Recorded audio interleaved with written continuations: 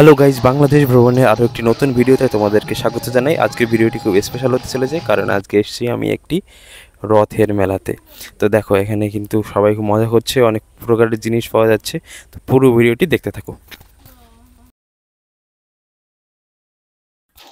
Hello বন্ধুরা, এখন বাংলাদেশি সময় অনুযায়ী রাত 7:30 বাজে, আর আমরা বেরিয়ে পড়েছি আমাদের পরবর্তী গন্তব্যস্থান।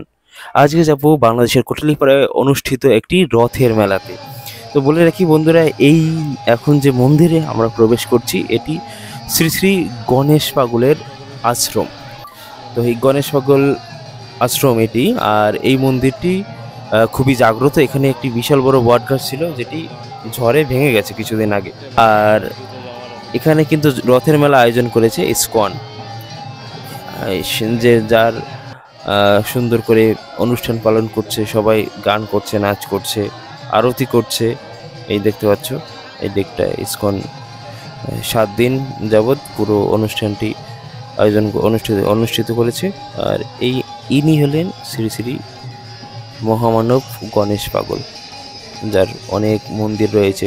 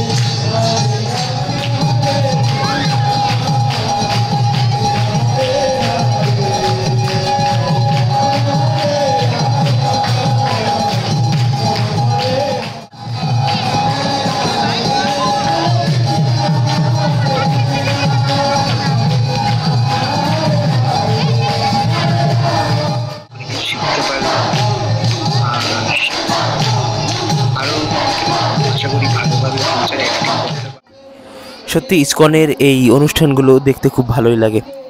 কোনো প্রকারের অশ্লীলতা ছাড়া যা এত সুন্দর আনন্দ করা যায়, ভক্তিভরে আনন্দ করা যায়, সেটা কিন্তু ইসকনের যে কোনো মন্দিরে গেলেই দেখা যায়।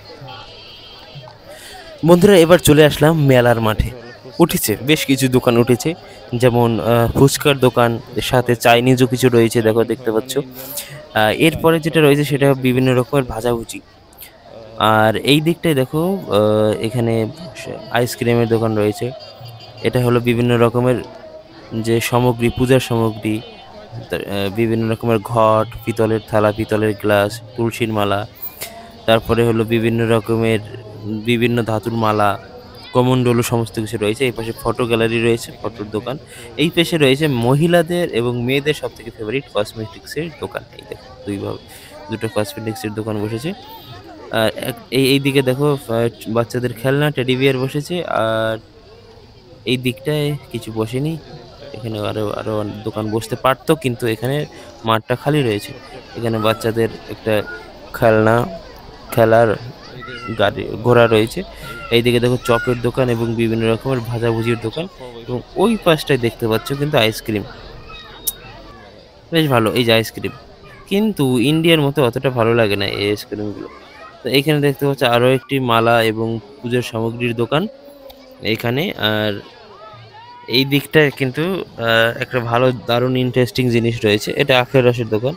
সেটা হলো এই যে এই দোকানটা, এটা হলো আনারসের দোকান। এই যে এটা না এর পরেরটা, এটা বিভিন্ন শরবতের দোকান। এই যে দেখতে পাচ্ছ, এটা আনারস মেখে দেয়। এই যে এগুলো তো চানাচুর বাদামের দোকান। এখানে চানাচুর বাদামগুলো ভালো লাগে বেশ। ওখানে যেটা দেখলে আনারস, সেই আনারস মেখে তারপরে দেয়, হেবি সুন্দর লাগে। এইখানে পানের দোকান দেখো, এখানে কিন্তু লেখা ছিল একটা, এখানে ভালোবাসার পান 150 টাকা, জানি না কি দেওয়া হয় ওর ভিতরে। আর এইখানে দেখো প্রসাদ তৈরি করা হচ্ছে, খিচুড়ি রান্না করা হচ্ছে। সকল ভক্তবৃন্দকে কিন্তু খিচুড়ি প্রদান করা হবে, বসিয়ে খাওয়ানো হয়, যত পারো খিচুড়ি খাও। আর আমার সময় ছিল না বলে আমি খেতে পারলাম না। তো এবার চলো মেলা থেকে কিছু কেনা যাক। এই যে বাদামগুলো, 250 গ্রাম বাদাম 70 টাকা দাম। 70 টাকা দিয়ে 250 গ্রাম বাদাম নিলাম। আর এখন কিন্তু আমার সব থেকে ফেভারিট যেটা হলো ঝালমুড়ি নিলাম। এই ঝালমুড়ি দেখো হেবি খাচ্ছি, এটুকুর দাম 20 টাকা। পরিমাণে কম কিন্তু গুণে ভালো। ওয়াও, অসাধারণ, চমৎকার চমৎকার, ফাইন, খুব ভালো লাগলো।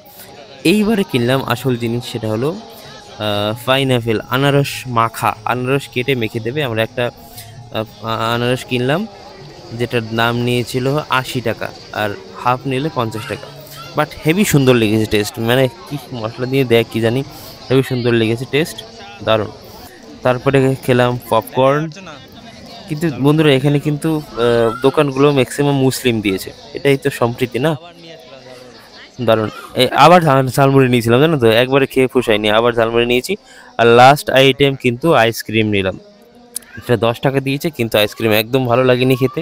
এর ভিতরে বরফ বরফ দিয়ে বিভিন্ন কেমিক্যাল দিয়ে বানিয়েছে, আইসক্রিমটা ভালো লাগেনি।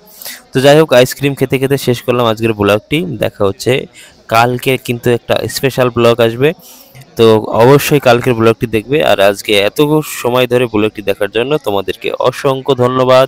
Tata, see you, good night.